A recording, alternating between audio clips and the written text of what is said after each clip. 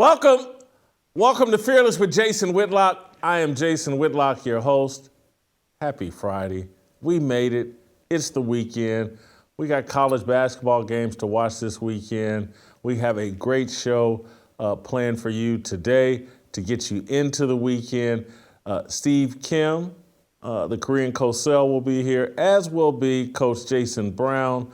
We're going to talk some Lamar Jackson today. We're going to talk some Nick Saban, Nate Oats.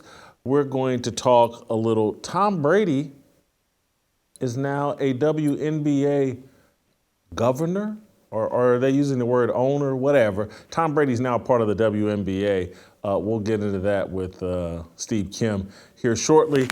I want to tell you guys what you need to do as we start today's show. 5,000 likes.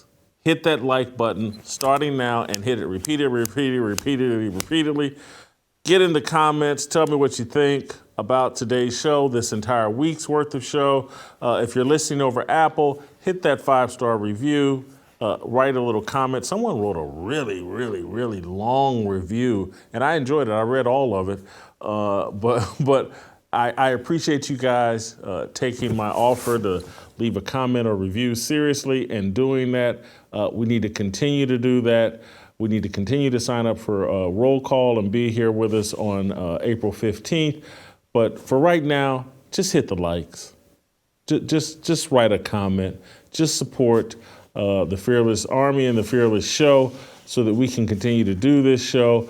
And also, while I'm telling you what a fearless soldier needs to do, let me remind you about Preborn and our mission and our commitment to support life inside the womb and how important that mindset is for all of us, and how it helps us with the right outlook and the right worldview on life outside the womb.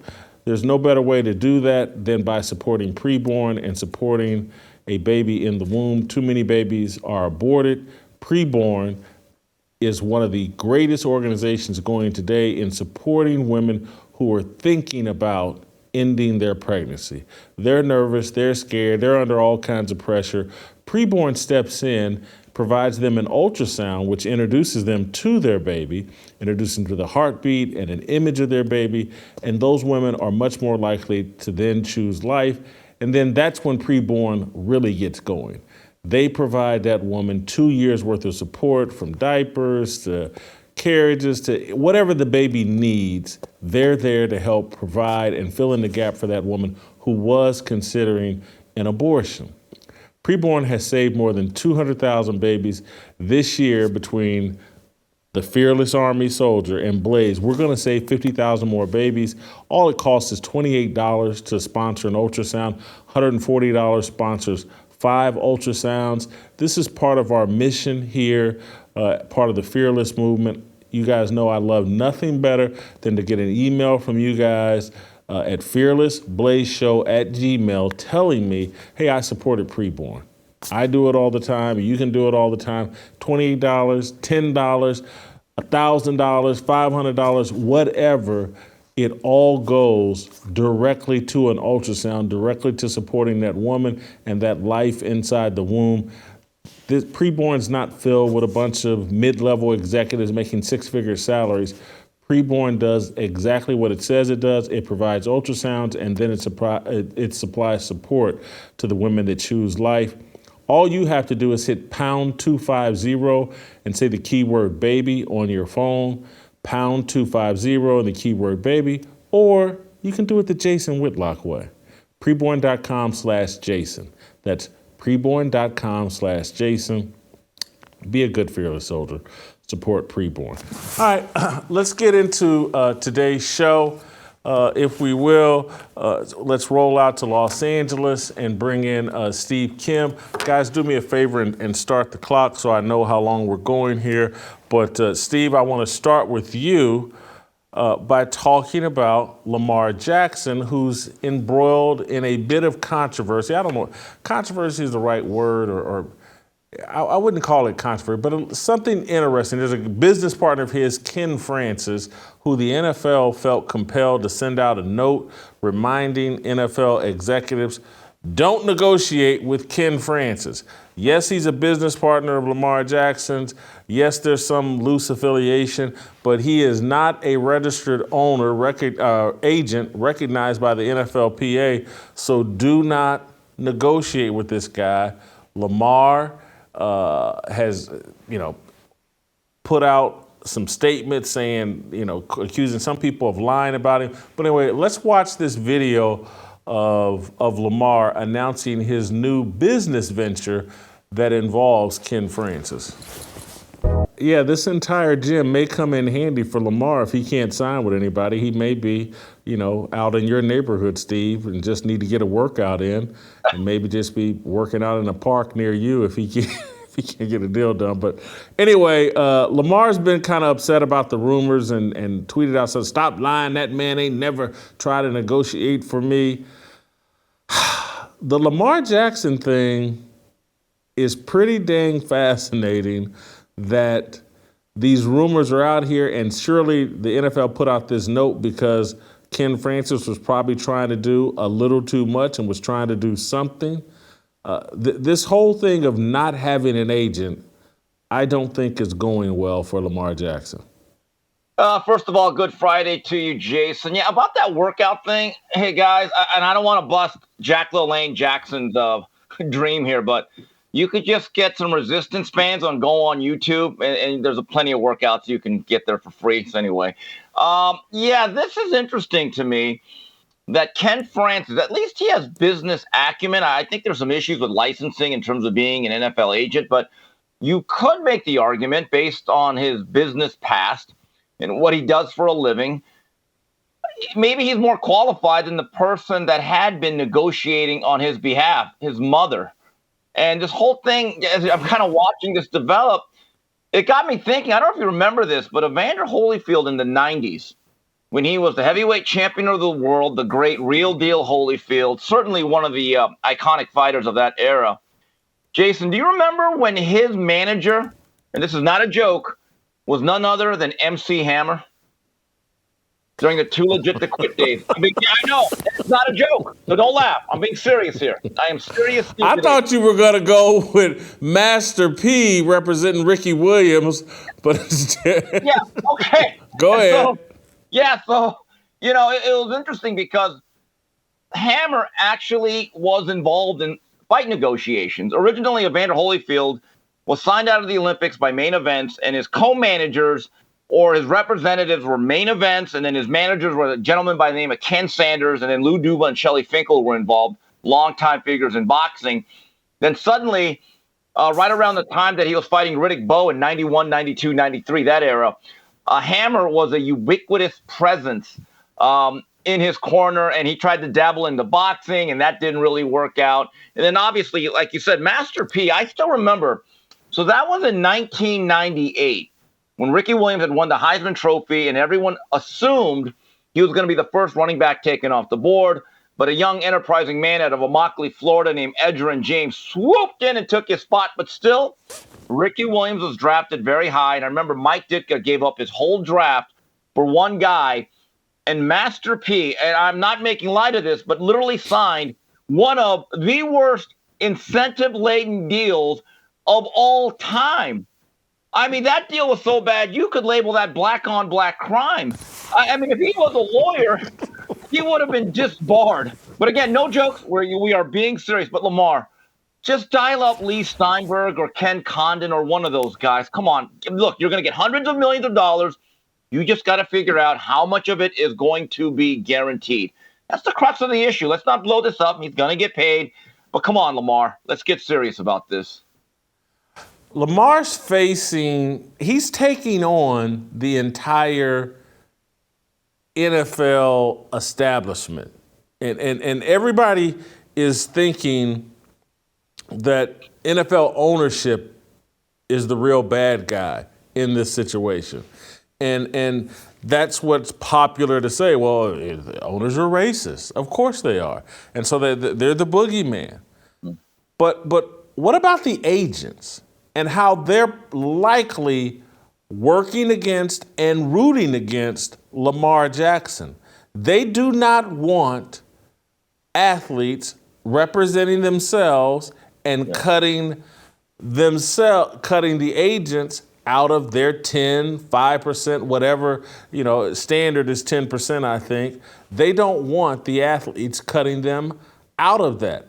And so you won't hear a lot of ESPN or Fox Sports broadcasters talking about how the agents are working against Lamar Jackson, because many of these same broadcasters, maybe not represented by Jimmy Sexton or whoever the top NFL agent is, Drew Rosenhaus or whatever, whoever the top NFL agent is right now or are right now, because those agents work for firms, CAA, WME, that employ their individual agents.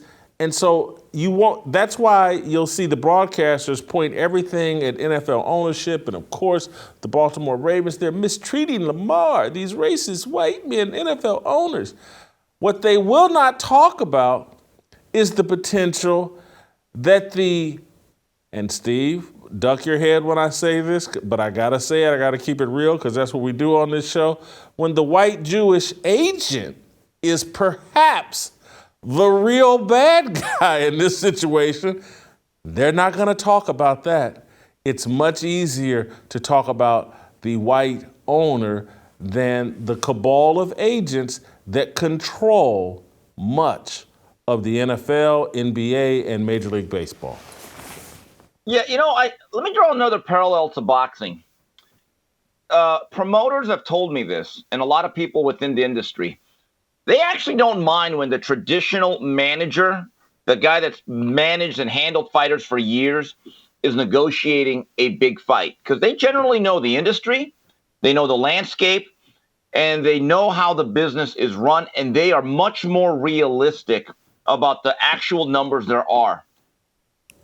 When it gets sideways is when family members, Uncle Ray Ray, and the father, who have never had any business experience, have never actually handled another fighter except for their own kinfolk, right? And they hit the genetic lottery, and they quit their jobs, and they look at their sons as a walking ATM. It's actually worse than ever now, Jason. We were talking about it last night during our monthly boxing dinner. And promoters will tell you, you know what? Give us the guy with more knowledge. The guy that I've battled for 25 years, the guy that I've hung up on, the guy that I've cut, because at least they understand the industry.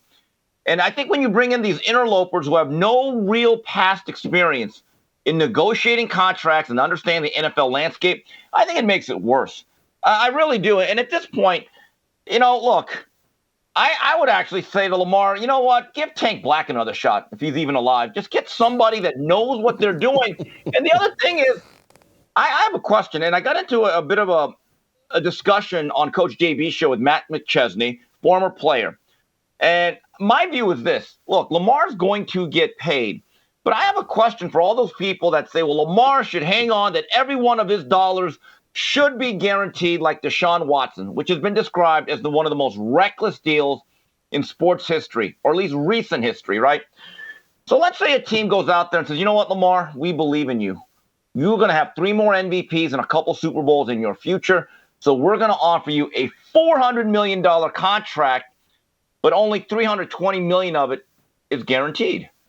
So at that point, is that ownership still racist? Are they still colluding against Lamar Jackson? And that's why there seems to be like this middle ground that it does not exist.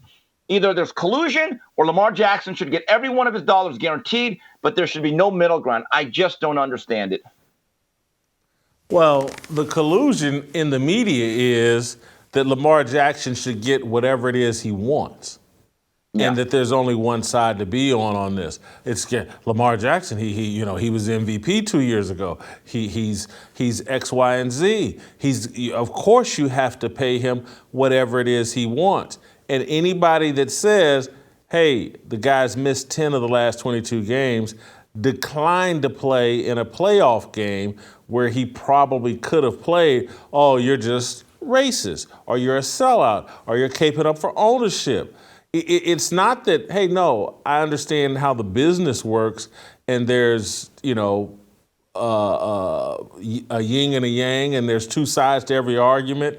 It's not that. It's just you're caping up for ownership, and you're racist, and you're against Lamar Jackson. And of course, Lamar Jackson should get whatever he wants because he's Lamar Jackson, and he's the perfect human being.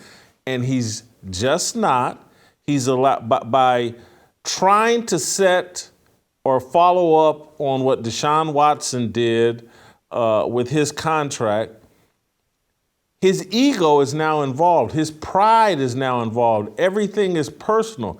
He doesn't. His mom can't give him the perspective, and neither can anybody at the NFLPA, DeMaurice Smith, or any of those people at the NFLPA. They're not going to tell Lamar Jackson the truth. Nobody is. He's the golden child. If you say the wrong thing, again, you're one of the worst human beings on the planet.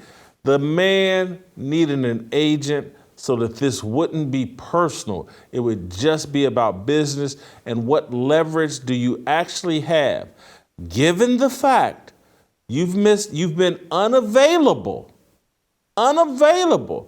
for such a high percentage of games over the last 2 years, your leverage isn't any good.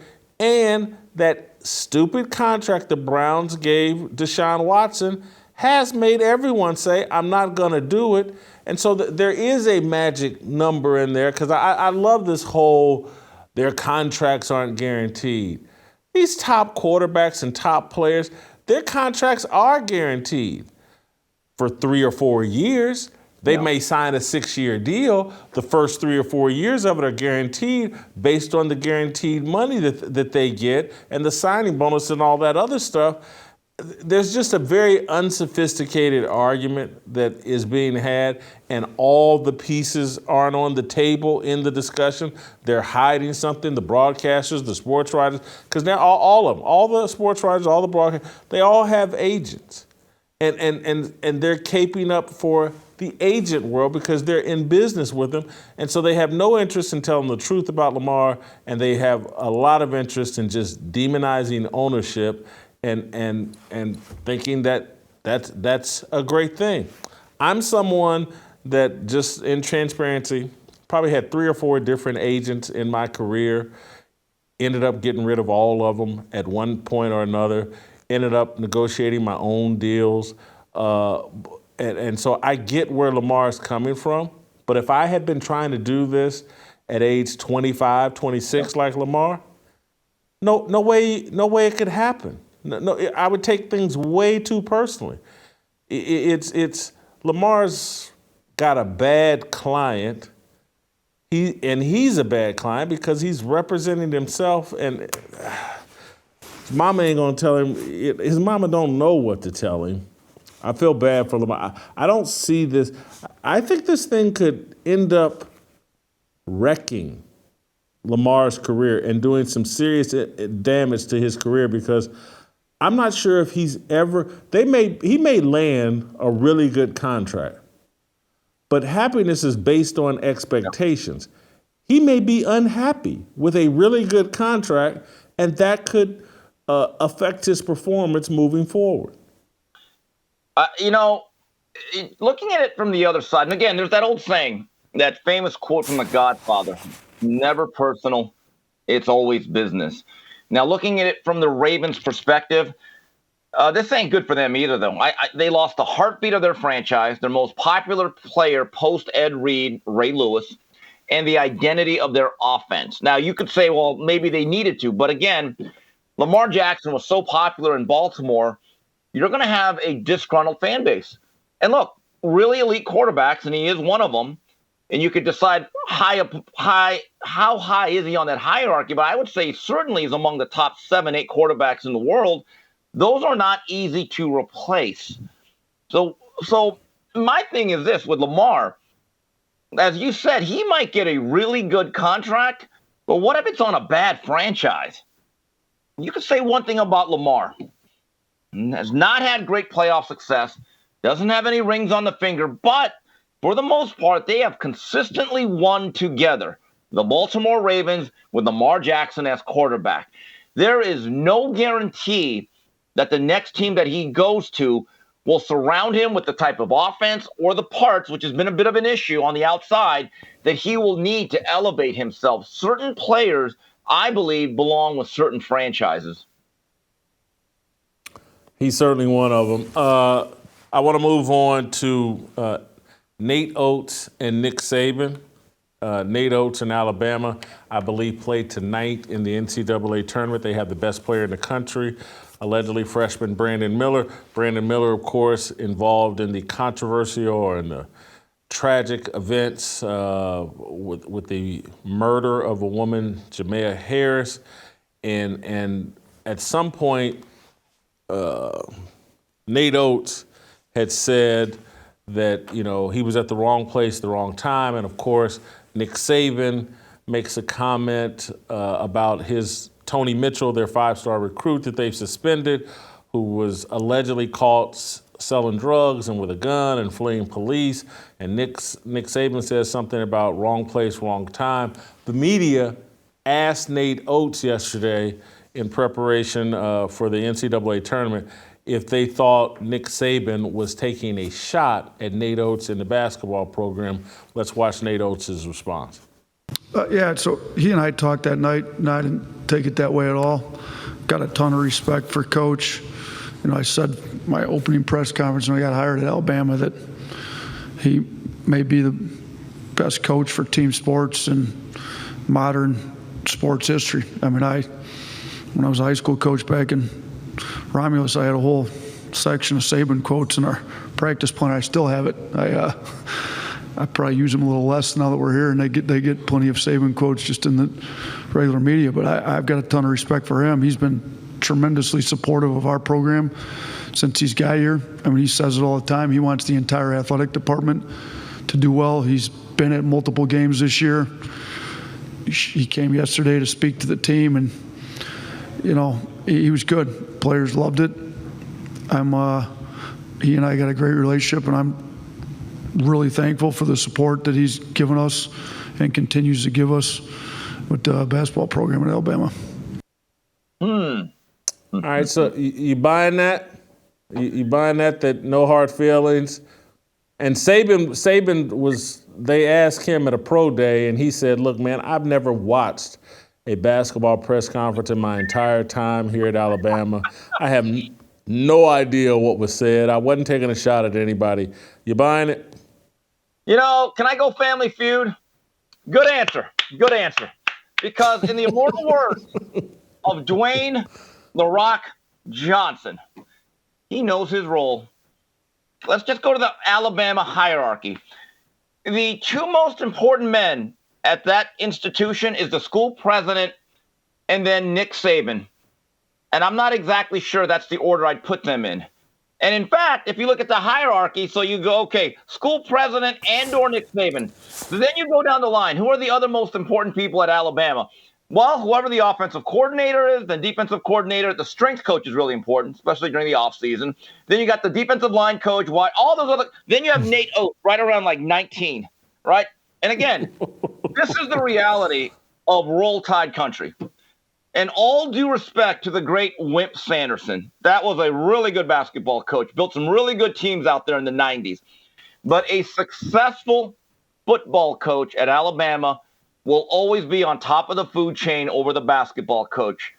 And Nick Saban, he is the Lord of the Rings, so Nate Oats had to stand down no matter what. Again, he knows his role. Nick Saban spoke to the team yesterday, Steve. If he had a problem, you think he'd be there speaking to the basketball team? Yeah, maybe, but it's Nick Saban. St. Nick, to me, is untouchable. He's Elliot Ness at that institution. Bottom line, he's the most important man in that state, whether you like it or not. And Nate Oats, if he had a problem, he couldn't say it. I mean, if he cares about his job and his popularity and how he stands with the Alabama fan base. And I do think that Nick, he's an old school coach, and he's coming towards the end of his career. And I think, again, I'm going to say this what I said a couple days ago. He has another national title or two in him, he believes, right? He doesn't want any more of the nonsense. He's kind of sick of the modern day player. I don't even think he likes the NIL. He begrudgingly uses the transfer portal. And he has actually used it very effectively the last couple of years, whether he wants to admit it or not. But I don't think he wants any more issues. And this was his whole message to the football team. See that basketball club over there that we kind of pay attention to for about 5 months out of the year? Don't be like them, even though they kind of have been. But, again, Nate Oates, he had to stand down. He had no choice. All right, last thing, Steve. Tom Brady, ESPN and everybody's breathlessly reporting, has acquired a stake in the Las Vegas Aces.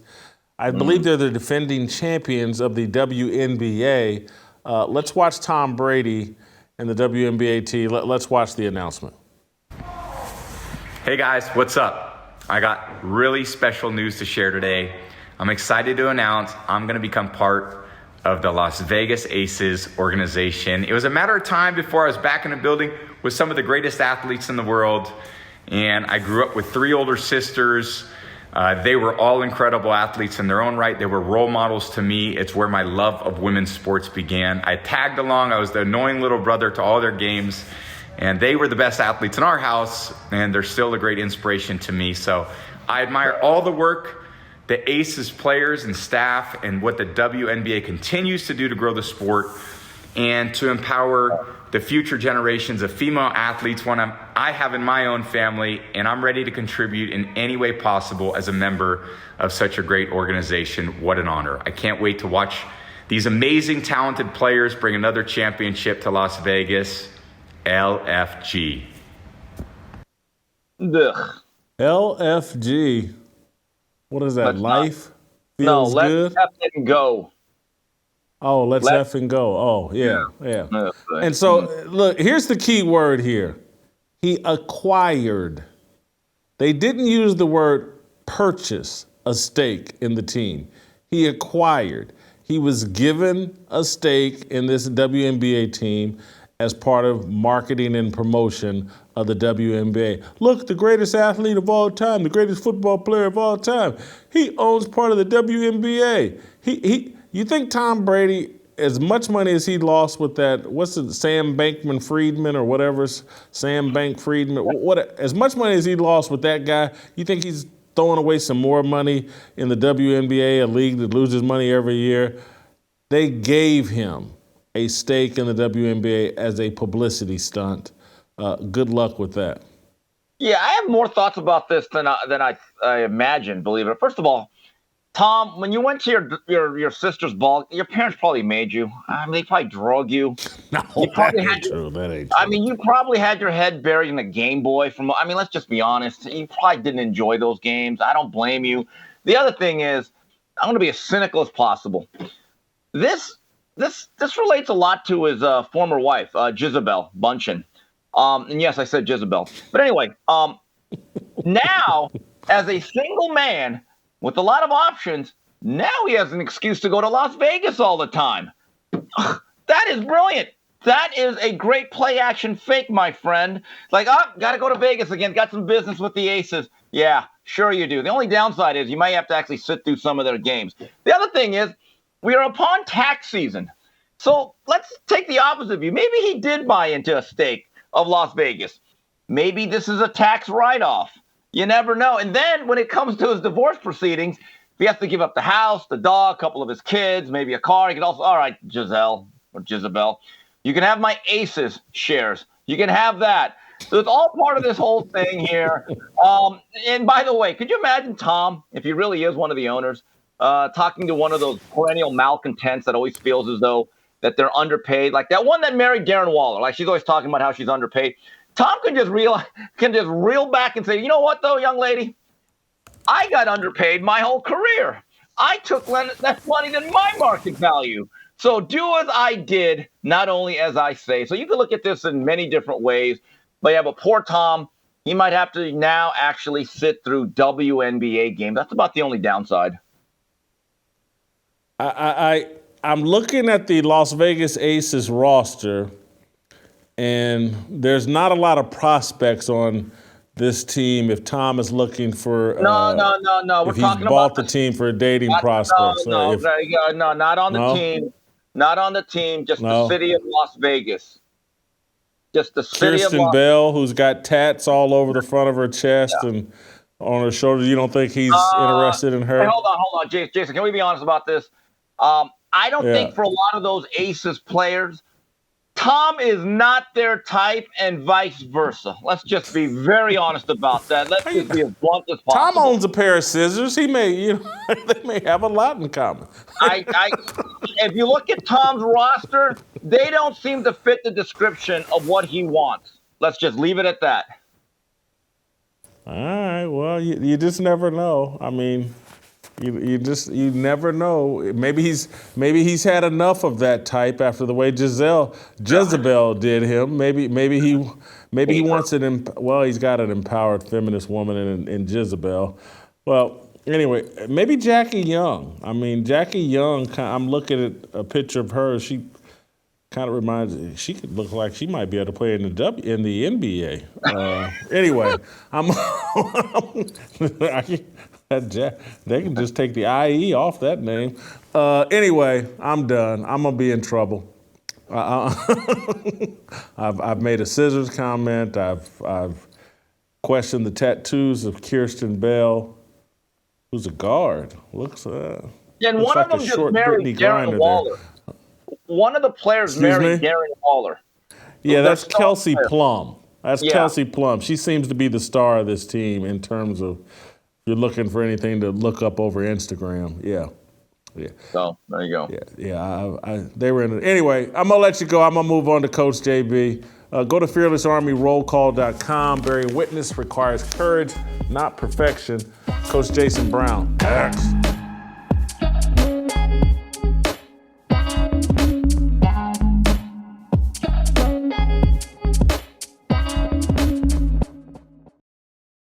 Atheists, the secular world, the culture uses our imperfection, our sins to shut up. You can't stand on truth. And if all it was imperfection, it eliminated us from standing on truth, this would be a very quiet place. I'm trying to be as loud as I can and as transparent as I can to try to inspire other men. We know you're imperfect. You know you're imperfect. God's grace and mercy gives you the right to stand on his truth and to speak that loudly into the culture, and we have to do that. You can look around and say, these guys have taken over everything. They own the CDC, the NIH, they got the president. Is transgender surgery for children? Colleges today are nothing but leftist indoctrination centers working fully against the Bible. What's the alternative? So you're gonna stop fighting today and you're gonna let the government raise your kids? And you're gonna turn around and let them chop off your 12-year-old daughter's breasts and let them sterilize your son and tell him that he's a girl? And you're gonna let him make the Bible hate speech? You're the last line of defense here, because nobody else is gonna do it, and God's gonna walk with you. This is literally worth dying for. Absolutely. I'm telling you, so it's like everybody, that's a nice little metaphor. This is it. If there's a hill to die on, this is it. The Overton window has been moved right in front of our children's bedrooms. And there are all types of people that are trying to climb up in the ladder. And every good father should be on his post so that when they peek their head up over the windowsill, you kick the ladder back down and let them know you move on to the other house, because we're not playing that around here. Sometimes just standing up, just saying, no, we're not going to do that. Not my marriage, not my kids, not my family, not my community, not my church, not my city. Just declaring that, that's victory enough. In prepping his disciples, he tells Peter, he's like, listen, Satan desires to sift you as wheat, but I've prayed for you. We're gonna face some ups and downs in life, and we're not gonna always get it together. But if we stay on the path, if we stay chasing after, running after Jesus, running after his way, he's even praying for us. Now, I like it when you pray for me, Jason and TJ. I appreciate that, but to have Jesus pray for me, that makes me feel pretty good. When you make it through this sifting process, go back and strengthen your brothers. So we all have a responsibility as men. Once he's delivered me through this, I have a responsibility to go back and bring some other folk out. You do a roll call to just let people know you're not alone. Be confident in your positions, and we're going to inspire you. We're going to eat, fellowship, listen to some music. It's going to be the first of many roll calls that we do. So we're looking for soldiers. We're going to put on our best recruiting pitches for soldiers.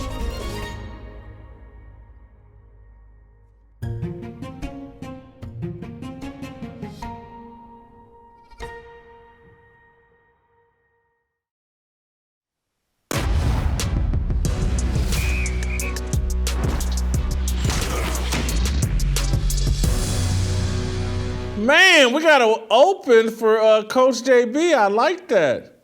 Jason Brown rejoining the program. I don't think we missed Jason last week, but with Lamar Jackson back in the news and, with no reason at all to bring Patrick Mahomes into any of this discussion, no reason at all to bring Patrick Mahomes into any of this discussion, it's an honor to bring Jason Brown back to the show now that we can talk just about Lamar Jackson without any reason at all to bring up Patrick Mahomes. JB, do you think Lamar Jackson regrets not hiring an agent at this point? I mean, you'd have to, right? I'm pretty sure you have to regret it. I don't know. You're doing commercials now for like workout videos. I don't know if he's prepping for his next career or what he's doing, but he should be focused on throwing the receivers and getting ready for whatever team he's going to play for. I don't know, man. I just don't see how Jerry Jones or any of these owners are going to sit down with his mama and negotiate a deal. And I don't see why he thinks that's really going to happen. And why are there no suitors? Why aren't anyone knocking down the door? But what does JB know? I've been saying it for a long time. It's not sustainable. The NFL owners and GMs understand it.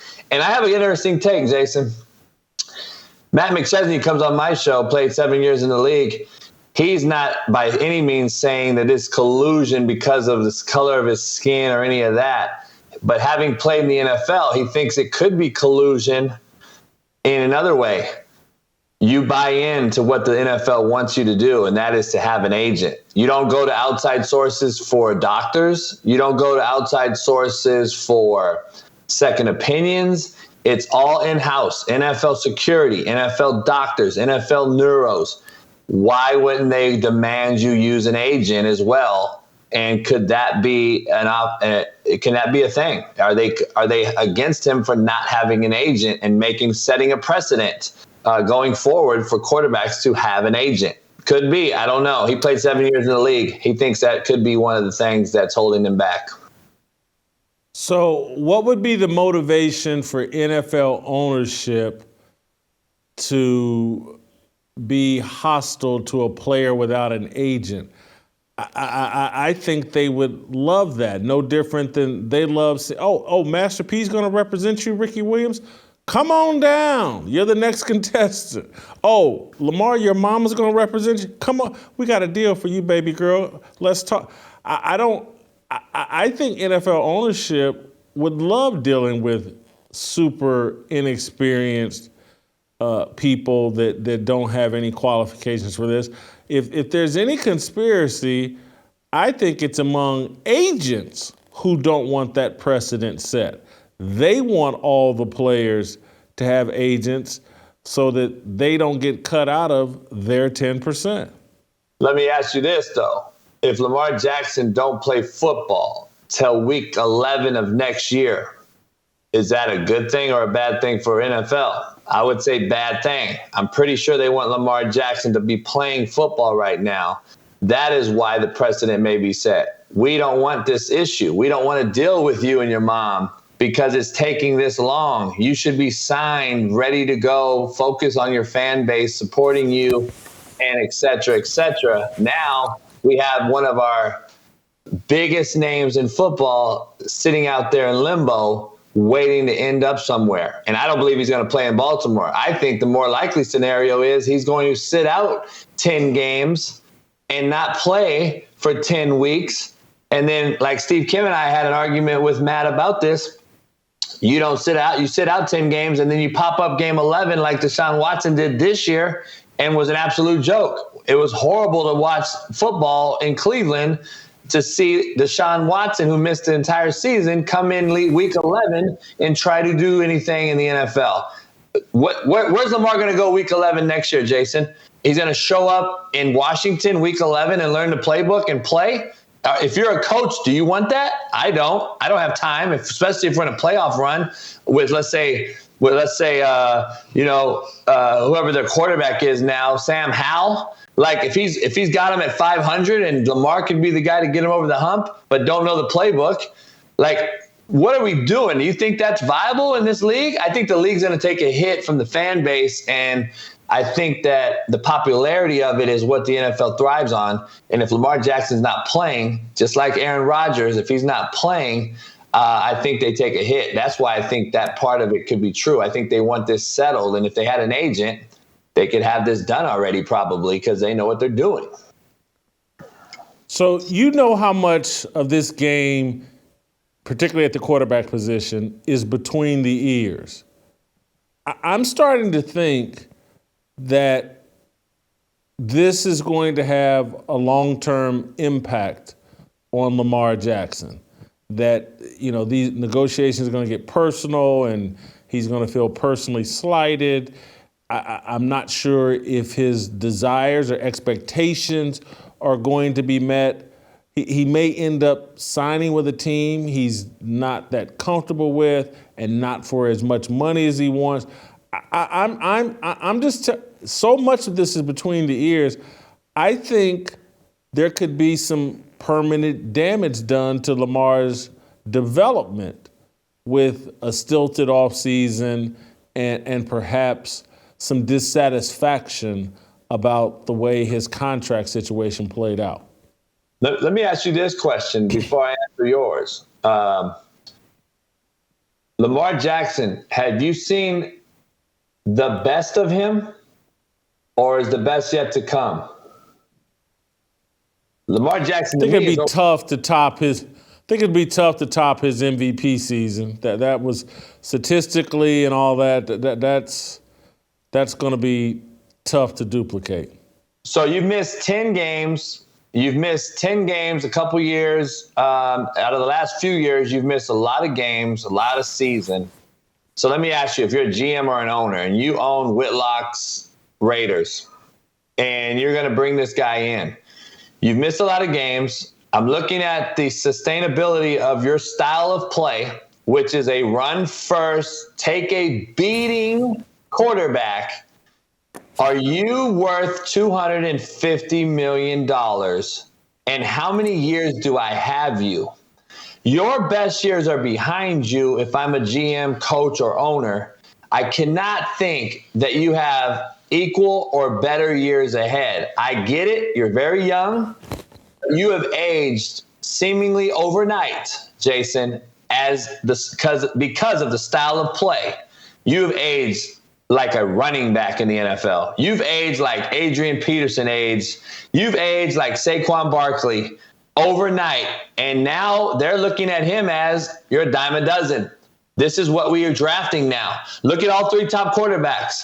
Even if you want to add AR-15 to the mix. That's what they call it, AR-15. What a great name, right? Especially during this time. But anyway, Anthony Richardson, are they looking at him? Because here's my thing, Jason. If you're Carolina, why wouldn't you trade number one and go get Lamar Jackson right now if he is such a viable commodity? Why don't you trade one? You know why? Because from what I'm hearing from my sources is true. And Carolina is weighing AR-15 and Lamar Jackson. And they're saying, you know what? AR-15 is Lamar Jackson 4 years ago. And I'll have him an extra 4 years for 10 times the less money, 10 times cheaper. I'll draft AR-15. He's an equal athlete as Lamar. He's got the same arm talent. And I can have him and mold him, and I don't got to pay him. Do you do that? Or do you trade number one and go get the Lamar Jackson sweepstakes? Because Baltimore wants two number ones from what I hear. So there's one number one. if he's so good, why aren't people knocking down his door? Why didn't Baltimore exclusive tag him? Like, I'm just asking questions here. Like, it makes no sense to me if he's so highly touted in the NFL, and I'm so wrong, like everyone says, right? I'm such a Lamar hater. Why isn't nobody knocking down his door? There's teams out here who have mediocre quarterbacks to the novice fan. Why aren't they knocking down his door? Why is it Seattle? Why is it Seattle? Why is it Tennessee? Why is it Washington? Washington, Kobe Brissett's going to be your guy? Really? So Tannehill's still out there. Marcus Mariota's out there. Why aren't they looking at Lamar Jackson in a way to say... I'm going to tell you why. It's because I think the narrative on Lamar is that he's Cam Newton 2.0. And Cam Newton had a 2015 season that was like, woo, MVP, his team goes to the Super Bowl, and then it was never seen again. He never played it. And then he started getting nicked up with injuries. And so I think that's the narrative. Cam Newton was MVP, never made another Pro Bowl after that. At least never had another great season after that. At least he made it to a Super Bowl. Lamar's hasn't even sniffed a deep playoff run. And that's the other part that's hurting him, in my opinion, from ownership. Like, okay, I got to pay this guy $250, and then see, this is what an agent does, Jason. Where a lot of people don't want to break this down.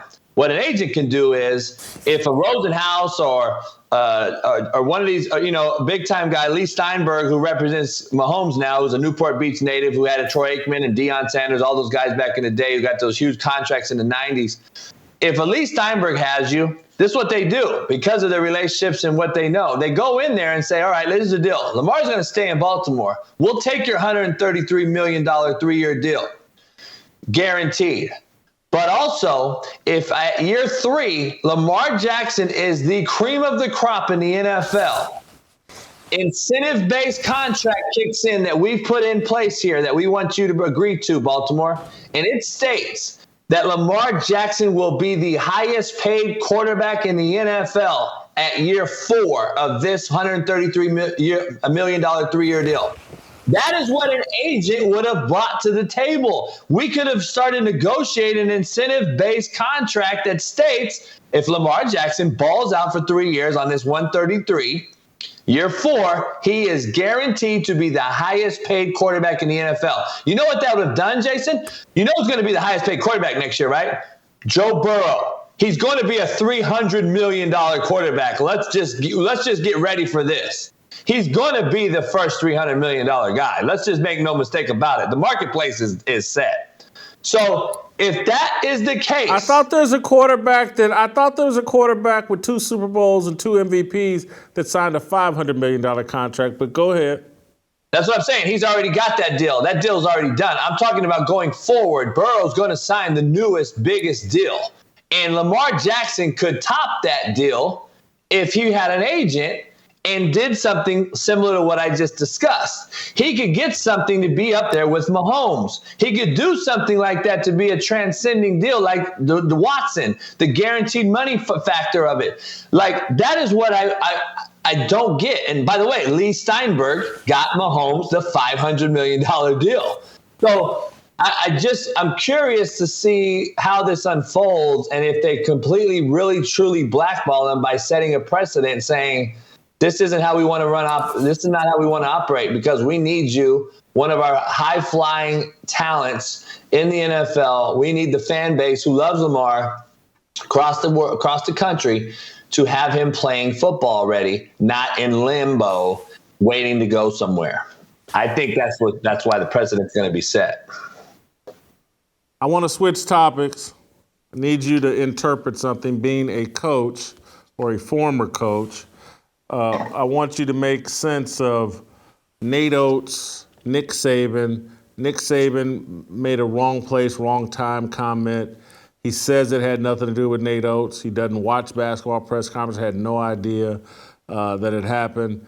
Nate Oats' on record saying he's all good with it, he's got no problem, and that Nick Saban talked to the team, to the basketball team last night. Your take, is there a problem? Was Nick Saban taking a shot at Nate Oates for the way he handled Brandon Miller?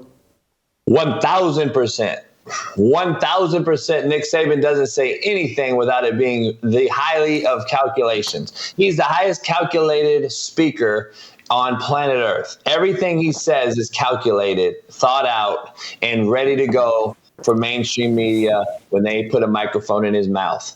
And if you don't think that's true, then you just don't know that all coaches, myself included, Jason, you played this game for coaches. All of us are egotistical maniacs. Now, it may not be in a bad way. It may not be in the best way. Could be in the middle of the road. But we all have an ego of some sort. And if you don't think Nick Saban, which I came on my show 3 weeks ago and said, if you don't think Nick Saban is absolutely infuriated and hot as fish grease for the fact that now once one of his players does anything wrong at all, he now has a major issue. Because what is Nick Saban going to do? Is he going to discipline his kid, or is he going to let him play? Now he's under the limelight. Now the scrutiny is all on this athletic department as a whole. It's not just football. It is every athletic department. It's every sport under that umbrella. Tennis, golf, basketball, baseball, wrestling. If any kid screws up, now the coach now is like, okay, what am I going to do? Well, Nate Oates can't say nothing but there's no beef. What is he going to say? There's beef with Nick Saban? No. He's going to say, okay, there's no problem here. Nick Saban guaranteed said that on purpose, not only for Nate Oates, but for the players under that athletic umbrella in that university. He's telling them, there's no accident that where you were. It ain't no wrong time, wrong place. You make choices. I say it every day. I just don't say it the way he says it, so I take backlash. People don't listen to my message. They hear my tone, and it's completely different. They actually listen to Saban because who he is, and he, he don't cuss and all that stuff, even though he does cuss like a sailor on the field that you just don't see. But anyway, Nate Oates definitely guaranteed knows that Saban said it on purpose, and he has to own it and bite it and eat it because there's nothing he can do. What's he going to say? He's going to go against the GOAT of all GOATs? No, he's not.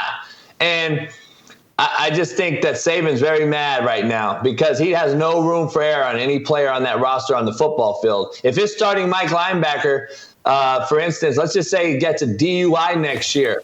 A DUI, Jason, is something we want to teach. Man, you can't do this. It's not, even though it's a crime and it's a dangerous one, we're going to say, listen, son, you can't do this. You're suspended, but it's not a fireable offense. I hope we agree. I don't think it's a fireable one. But handing a gun to another dude where someone dies, I believe is a fireable one. And I believe Saban is definitely making a message. And now he's I would say he's pretty ticked off because of what he can and cannot do with his own guys now. There's no more dusting it under the rug. I thought this is more than a DUI. This is about a kid with a gun and selling drugs and evading the police. In my view, much worse than what Brandon Miller, if you really go look at the details of what Brandon Miller did and happened to him. I think what happened with the football player is much worse. I'm not saying. I'm just saying if a kid did get a DUI and that's it, he can't really do anything for that kid anymore. He can't help him at all, where before he could have helped that kid and said, all right, you're going to be suspended a game, but you'll be back. Nowadays, nobody can do anything. They're not going to be able to fart in the wind, Jason, and someone smell it on the football field because he's going to be under so much scrutiny now, and so is that department. Curious to see. I'm actually picking San Diego State to upset them. I just think at one point, Alabama's talent is going to run out with all the stress and the drama that they're facing. Got armed guards walking Miller around. At some point, it's going to become so overbearing. Now, they could just say, screw the world and go out here and beat everybody because they're that talented. But I'm going to bet the other way with 18, 19, 20-year-olds that the stress is gonna end up succumbing to some stress, and they end up losing the game to a team they shouldn't lose to. I think San Diego State definitely covers the spread tonight if they don't beat them in an upset. All right, we got some betting advice from Coach JB. Thank you, JB. Have a good weekend. Hope you win some bets this weekend on the NCAA tournament. I'm glad I'm not the only one that has beef with Mina Kimes. Thank you. Appreciate you. Hold on. Did he hang up? I didn't know he had beef with Mina Kimes. Is JB still there? You got beef with Mina Kimes? What's the beef? You don't know that Sarah Spain and Mina Kimes we've gone at it on Twitter. You have no clue. Oh, we go at it. Yeah, we've had it out. Mina Kimes and Sarah Spain, we've had it out on Twitter. What are they mad at you about? Oh, you know how bad it is? They got Levitard involved. They got Levitard after me. They got Levitard after me. So it was all three of them on me. Oh man, because I just speak the truth and they didn't like it, and I had 3 kids from University of Minnesota who had been falsely accused of a domestic charge, and was nationally globally known, and it was a huge case. And they forfeited, they had to forfeit a bowl game that year at Minnesota against Washington State. They were supposed to play them, and they ended up playing them, but they wouldn't play the kids. So the kids sued the university. And Sarah Spain and them came after me because I allowed them to play on my team in JUCO, which they were cleared of any wrongdoing. And I know everything about the case, but yet they think that they know everything. And I'm like, you don't know anything. Have you read the dossier? And they all attacked me. And I'm like, what? And so I went after Mina. I'm like, I'm glad you give owners and GMs advice on picking QBs. I'm glad you played the position. I remember, I forget watching you take a 3-step drop and throwing it hits, Mina. But you know more than me, so. All right, good stuff. I didn't know that. I'm about to go back in on it. But anyway, thank you, JB. Have a good weekend. Blaze TV is news and entertainment for people who love America. No matter what age you are, there's something on here for you. You'll get all the news of the day, but you'll also get so much more. From opinion to spirituality to sports, from observations on the world events to outright comedy, there truly is something for everyone on Blaze TV. All you need to do is pick the plan that fits you best and then watch live and on demand on your favorite device, anytime, anywhere. Are you a student, a member of the military, or a first responder? If so, don't forget to include that when you subscribe, and you'll get a $30 discount on an annual pass. The left wins cultural battles, but Blaze TV is out to win the culture war. That effort depends on you. So sign up today and get all the entertainment and enlightenment you've been missing. Join Blaze TV today and get $30 off an annual pass with our student, military, or first responder discount. Just go to subscribeblazetv.com, click the verification button, and enter your ID to get started. That's $30 off an annual pass for students, military, and first responders at subscribeblazetv.com. Subscribeblazetv.com. Don't forget you can email me and us, fearlessblazeshow@gmail.com. I'm going to go back in on Mina Kimes next.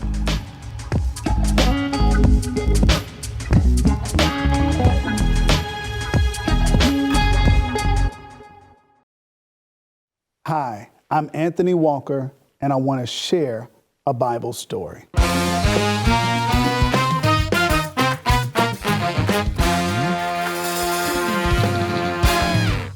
One of the most iconic movies in American cinema history is The 10 Commandments, directed and narrated by Cecil B. DeMille. The 1956 epic made actor Charlton Heston a superstar and depicted the narrative arc of the life of Moses and his leadership of Israel out of Egypt. Yes, years ago, Hollywood routinely made heroes of the great men in the Bible. The story of Moses told in the book of Exodus. Moses became the adopted son of Pharaoh's daughter and was raised as an Egyptian. He grew up listening to Egyptian music, around Egyptian idols, bathed in Egyptian culture. However, Moses was a Hebrew, an Israelite, one of the nation of God's chosen people. As Moses matured into adulthood, he had an identity crisis. He had to make a choice as to who he would become as a man. He could embrace the culture that raised him and live in the fantasy world of Egyptian paradise, or he could embrace his spiritual heritage and suffer for the salvation of his people. This is a choice that every male must make. You either choose to embrace the cross of Christ and suffer for the salvation of your family and your people, or you choose to embrace the fantasy that the culture has cooked up for you. More simply put, it's a choice to be a man or remain a boy. In the past week, Jason and much of the sports world have referred to the identity crisis that young athletes are facing today.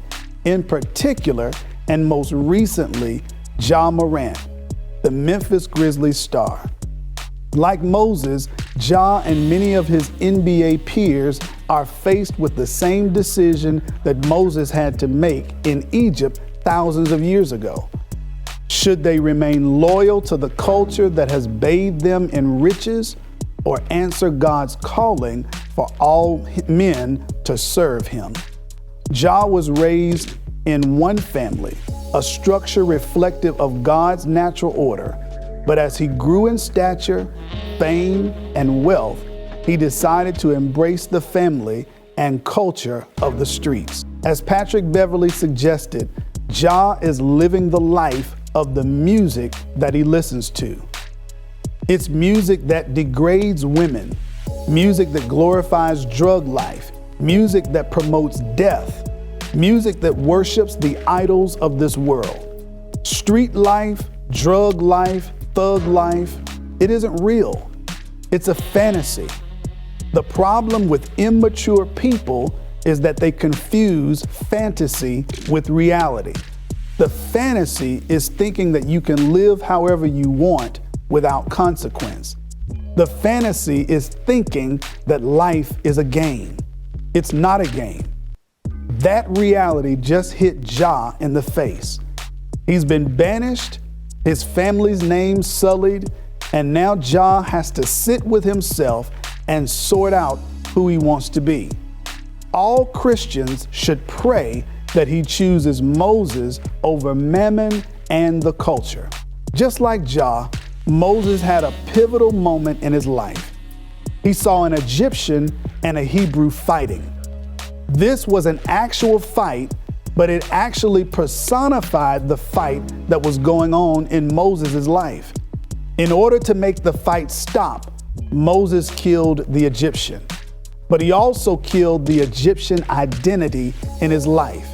He chose to follow God and become who God designed him to be. He got married to a godly woman, started a family, and started working as a shepherd. He embraced the simple, modest life. Just as things began to settle in his life, God called Moses to go back to Egypt. This was not a call to come back and put on for the homies. It was not a call to come back and hit up the clubs and make it rain. And it certainly was not a call to go back and resume the life he once had as an Egyptian. God called Moses to return to liberate his people from bondage in Egypt. This was not a call to a boy or one who was insecure in their identity. This was a task for a man. When Moses returned, he had to face a Pharaoh that was determined not to lose his slaves. But he also had to face his people who were slaves that didn't want to leave. The parallel to our current society is the fact that some would rather sell themselves or even sacrifice their children in order to hold on to the fool's goal the culture promises. No matter how many overdoses, murders, addicts, or broken families we see, there is still a pressure to live for a culture that's killing us. When you embrace God, there are things that you leave. The book of Exodus sounds like what it means. Exit us. The Apostle Paul said in 1 Corinthians 13:11, when I was a child, I spoke as a child. I understood as a child. I thought as a child. But when I became a man, I put away childish things.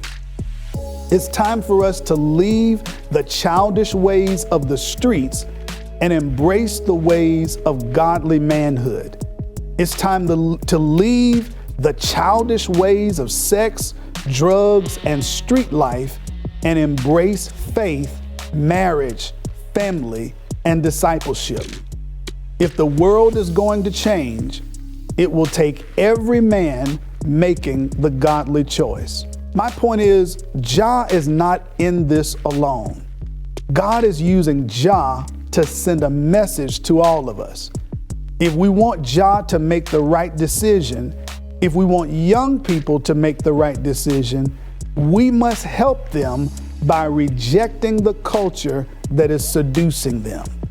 We're enabling the identity crisis. We're keepers of the culture.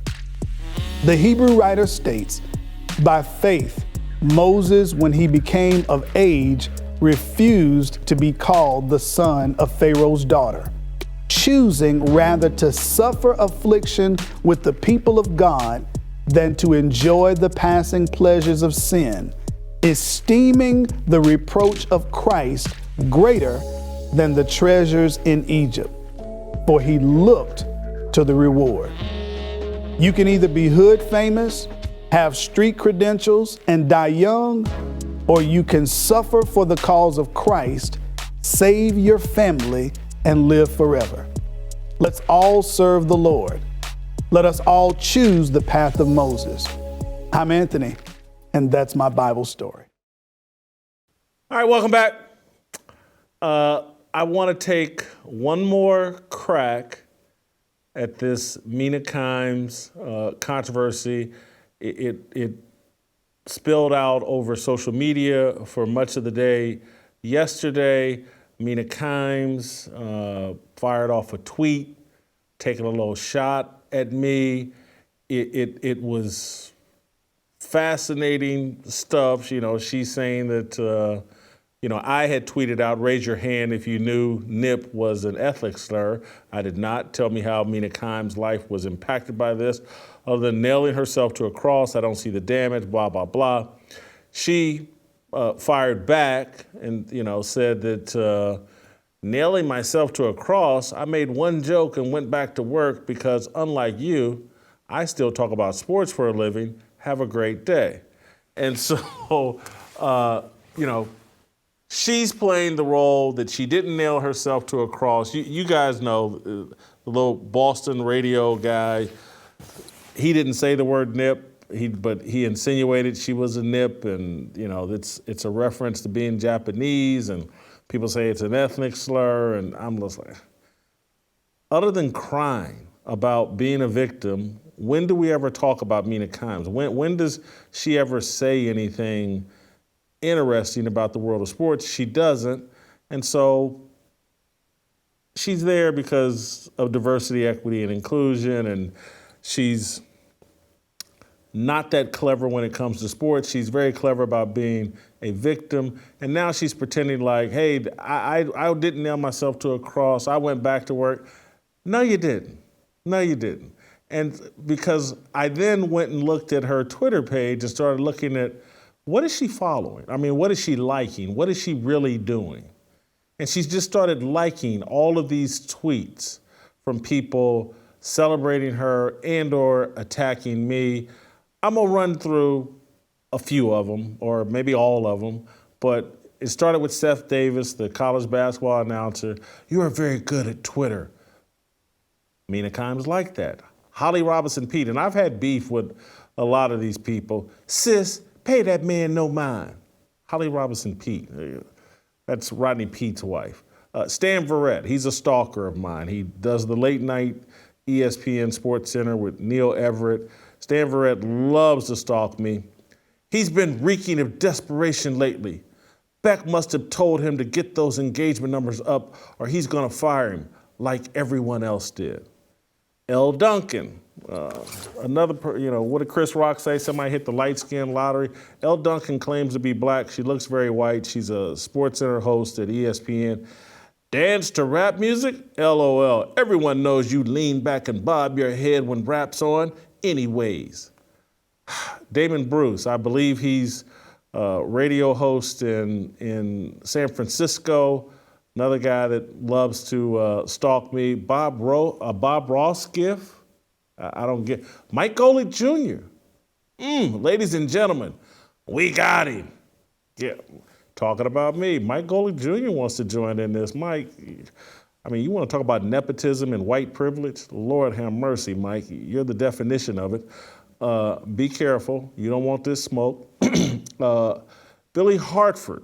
I don't really know who this is. Jason Wack still wants his 40 acres and a mule.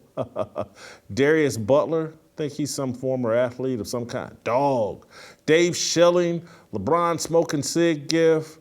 Dave Zirin. One of these Zionist stalkers of mine. LOL. In probably less than 30 seconds of Twitter time, Mina Kimes dunked on several wings of the sports bigot industrial complex. These bloated lightweights effed around and found out. They found out you best not miss. Dave Zirin's been stalking me for like 2 decades. I'm unaware of any important work he's done other than being someone who's paid to criticize me. I don't know who Fabian is. Typical thinking of a delusional narcissist. If I didn't know it, it must not be. And then when they're told it has been a reality for decades, they then shift to how it's not a big deal and whataboutisms. Oh, Justin Tinsley, who I hired. Here's the thing. You're not going to outsmart or outwit Mina Kimes. She's one of the smartest, kindest people you'll ever meet.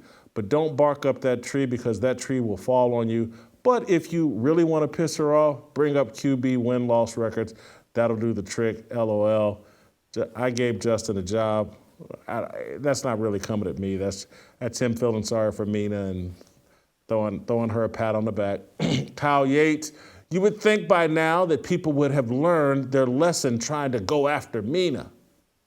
Lindsey Rhodes, part of me doesn't want to give this air, and Mina Kimes is more than capable of fighting her own battles. But to be real with you, this tactic is a trigger point, and Jason knows it, and that's why he says it. Marcus Spears, former NFL player, broadcaster on the NFL, Twitter God, G-A-W-D, Pablo Torre, flawless victory gift, Reverend Dr. Dodge, I don't know what he did. Only Whitlock could try to minimize someone else's offense while simultaneously mocking the largest faith tradition in the entire planet. That's next level clout chasing. Tim Kwakakami, longtime sports writer. I used to know Tim. Mina is the last person who should have been dragged into this performative stooge theater. She's the real thing, doing good stuff every day. The Stooges are just frauds groveling for attention. Well, Compton, look at all of you pigeons in the comments. No clue how this Twitter octagon works. The man got ratioed in a matter of seconds. Dubbed him in the first quarter, 10-run rule in the first inning. Both teams are just taking knees to get the game over with. Your alpha lost. But she just went back to work. She didn't like all those tweets. She didn't spend her day monitoring this. Look, Mina Kimes is in a contract year. And we've seen how these things play out at ESPN with the female broadcasters. They nail themselves to crosses. Maria Taylor did it when she was in a contract dispute with ESPN and wanted to be paid like Stephen A. Smith. Awful announcing. Her agent, talks about Maria's contract being up in 2023 and how her agent will be fielding all these offers from all these different networks because Mina Kimes is one of the best free agents out on the market. For what? What has she done? I mean, honestly. And I do think she's attractive. And a lot of people want to diss her looks or whatever. No, Mina Kimes is attractive. But that's it. And she's Asian. And so she provides them a different look. But she doesn't know anything about the NFL. Not really. Not to be run out there as an NFL expert like she needs to be arguing with NFL players. It's a joke. And I get that she's likable and nice and she's attractive and men and women like her. I get it. But she signed up, and a lot of these women signed up to get into the sports talk, sports journalism arena. And there's blowback that comes along with spouting your opinions in the media. She wants to be exempt from them. She wants everybody to cape up for her. ESPN puts out a statement about how hateful and extremely offensive some guy's half-a-second comment on some Boston radio station. And again, I'm not asking anybody to feel sorry for me or any sports writer. You know, the kind of stuff that has been said about me for years and years and years. This is what goes along with having an opinion. You think Tucker Carlson or anybody in this arena, you think Peter King doesn't get blasted and hasn't for years? Mike Florio, I don't like him. I blast him all the time. No one's throwing pity parties for him. No one's releasing statements throwing pity parties for Mike Florio. But we've brought women into this arena, and now we have to play by women's rules. I'm not going to do it. Everybody's either going to play by the same rules or everybody's just going to have to complain about me because I'm going to make everybody play by the same rules. If I can go on this show or on Twitter and blast Shannon Sharp, I can go on Twitter and blast Mina Kimes. She got an opinion. She loves to play, her and Sarah Spain. They love this little gimmick of, oh my God, I'm Jussie Smollett. Someone in Boston said this is MAGA country and said I was a nip and oh my God. Put out a statement, ESPN. Sarah Spain put out a statement. I'm gonna pretend like I don't care and I'm above it all. And I'm gonna have Marcus Spears and everybody else cape up for me. And y'all throw a pity party and that mean old Jason Whitlock. He's treating me like I'm an equal, like I'm like everybody else, and I'm not. I'm a woman. Hear me roar. And we spend all our time now sitting around worried about whose feelings got hurt over a comment in some city where they don't even live. And it's all about money. It's all a negotiation and leverage. Feel sorry for me. I'm a victim. Oh my God. Give me more money. Do you know how much heat I take just for being a woman? Maria Taylor did it. Got paid. Michelle Beadle played this game. She ended up getting run out of ESPN after a while. But many of these women have been playing this game in the sports media and just in the world in general.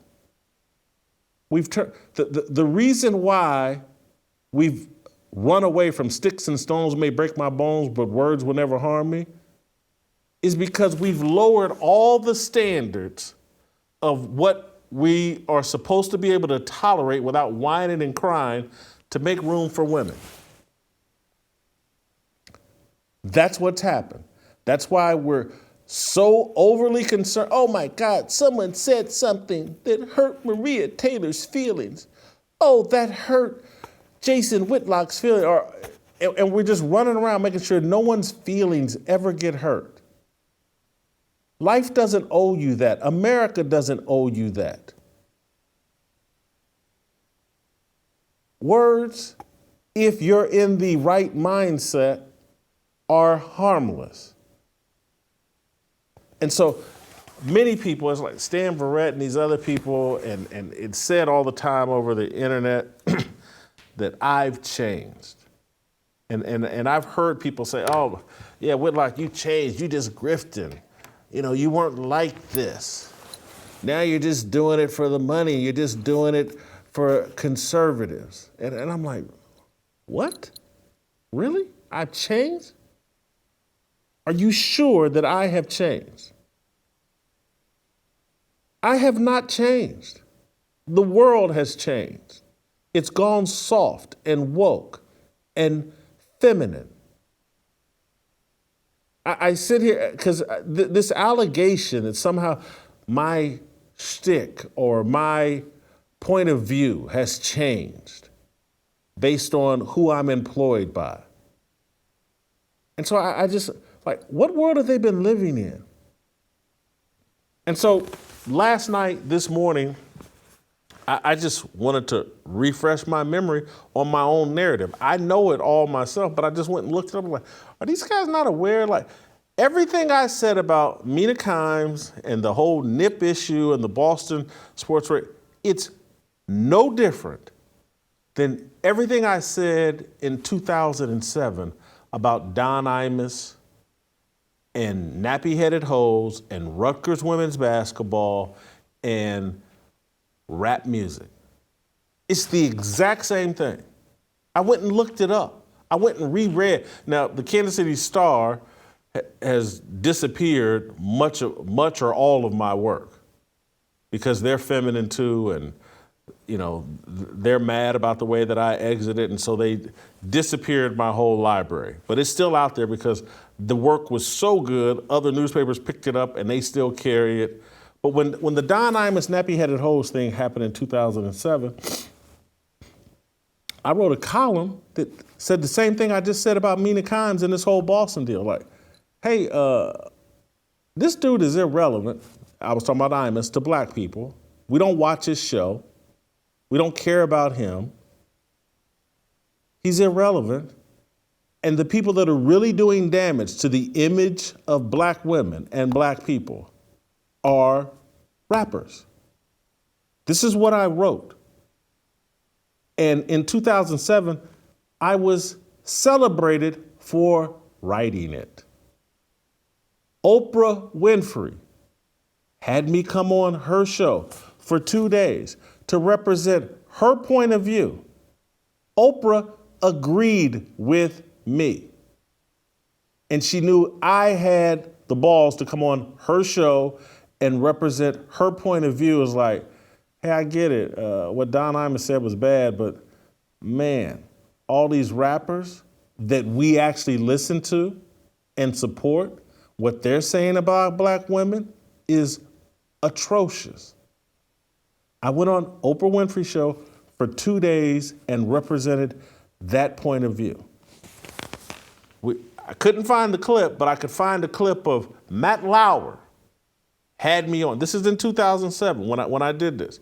He had me on talking about my point of view in 2007. The exact same thing I'm saying right now about Mina Kimes and what happened in Boston, saying it in 2007. Matt Lauer had me on. Play the clip.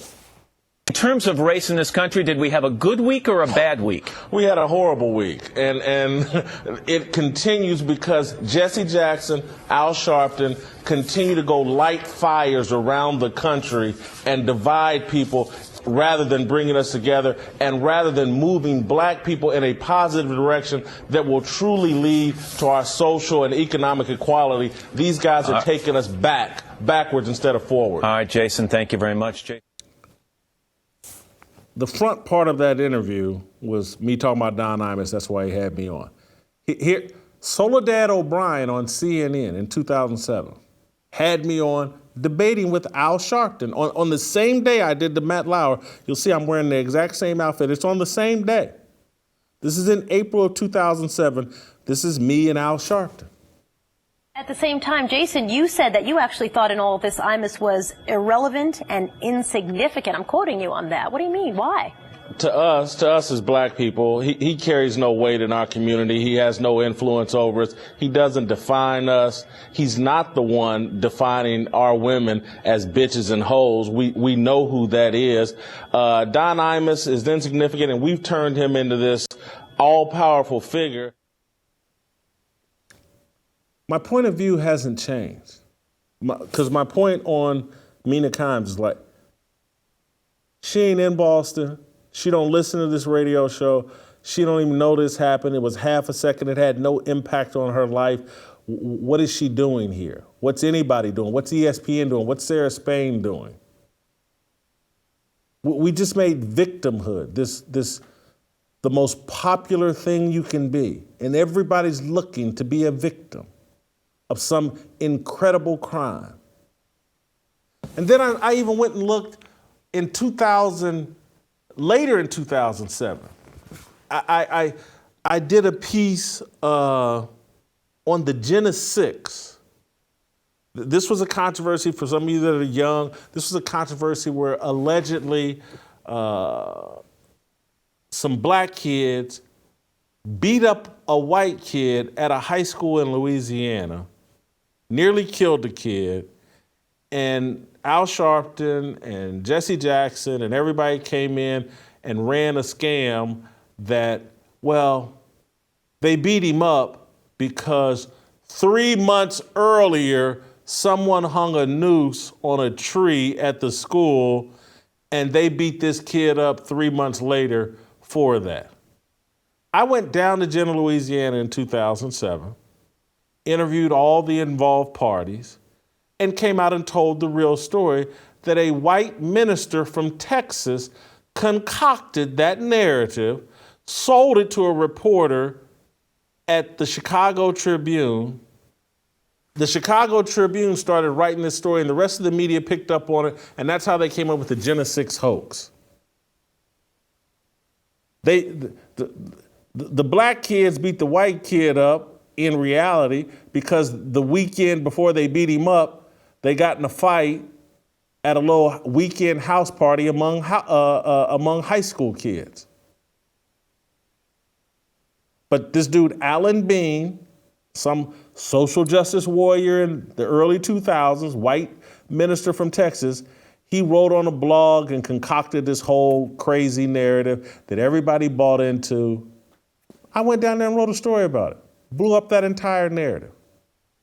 Because that's what I've been doing my entire career, blowing up false narratives about victimhood and everybody wanting to lean into their victim, because I don't believe in victimhood.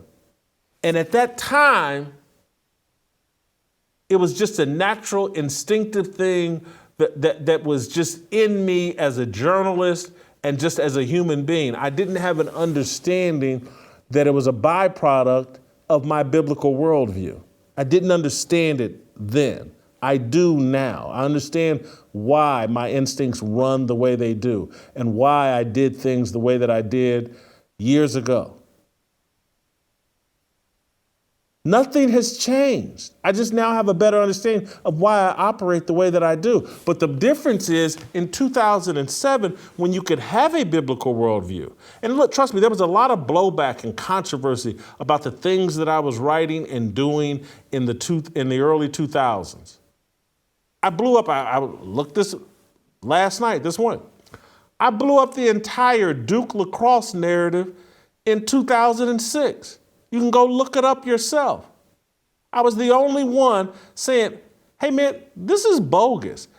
This is a debate between college students and hookers. Who am I supposed to believe? A group of college students or two hookers? And I'm like, well, hold on. If two witnesses took the stand and one's a college student and one's a hooker, who's got more credibility?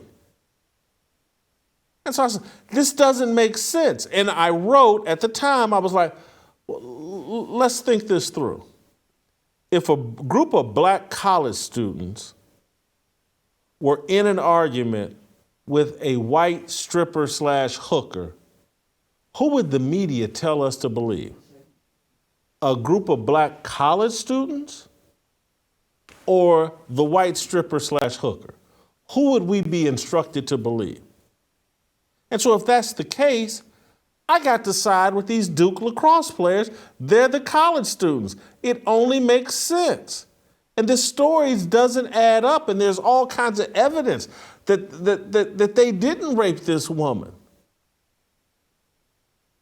And she's got all kinds of mental issues. And so I blew that up in 2006. Nothing has changed, and other than the culture and what's acceptable.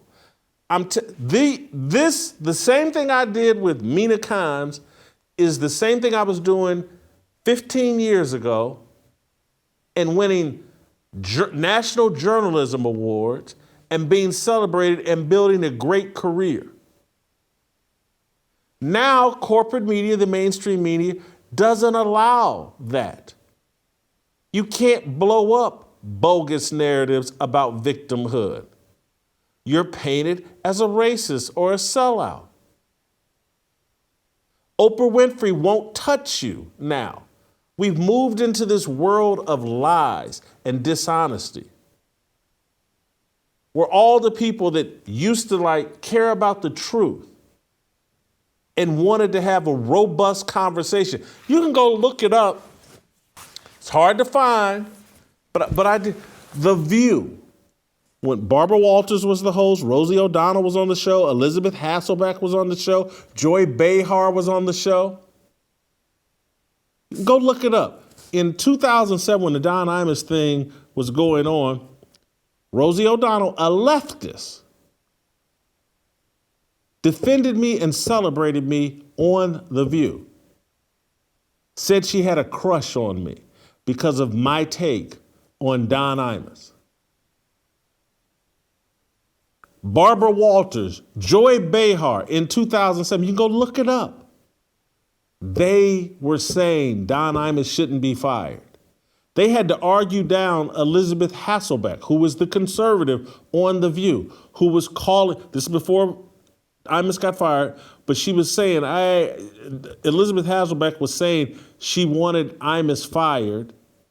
The liberals, Rosie, Barbara, and Joy Behar were saying, no, you don't want to do that. That could blow back and the same thing could be done to you.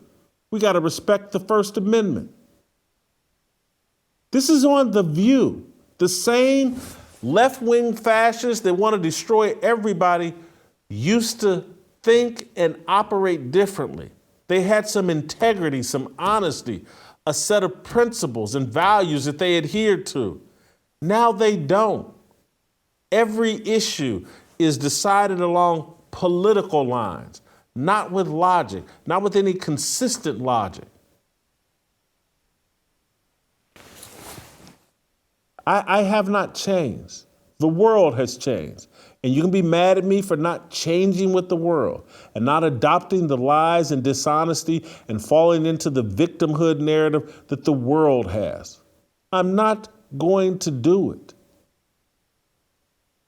I'm not a victim. Neither is Mina Kimes. She's an overpaid NFL analyst who's going to get even more money in her next contract while doing virtually nothing other than playing a victim. That's how far we've gone with this victim thing. That's now a job. No, she's not on TV to talk about, to add any insight into the NFL. She's there to make ESPN feel good. Look how good we are. Look how diverse we are. We've got an Asian woman talking football with former NFL players and coaches. See how good we are? And and they put her in the crosshairs because anybody, Stevie Wonder, can see what the hell is this woman doing in here talking the NFL with some NFL players? And so she gets criticized. And ESPN knows they've put her in a no-win situation. That's why they overpay her. And that's why everybody circles the wagons and defends her and rallies around her, because they all feel sorry for her. We've put you in a spot where you're not qualified and you look like a clown. And people like Whitlock and a few others pointed out And so we're going to overpay you, and we're going to pretend like you're the biggest victim in the world, and you're the MLK of Asian NFL experts. I have not changed. My values, my talking points, my worldview, it's been very consistent. I don't like victims or victimhood mentality. Bad things happen to people, but you cannot wallow in it. I've had bad things happen to me. I cannot wallow in it. I can sit here and, oh, how unfair ESPN treated me the second time I worked there. So what? Get back up and do something else.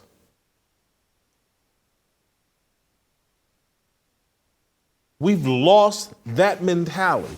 I'm despised and polarizing because I reject victimhood. And everybody else wants me to run around and play the victim and pretend like I'm a victim like they pretend like they're victims. I'm not going to do it. So I think that's all I want to say on that. Enjoy your weekend. We'll see you. Play tomorrow. We'll see you.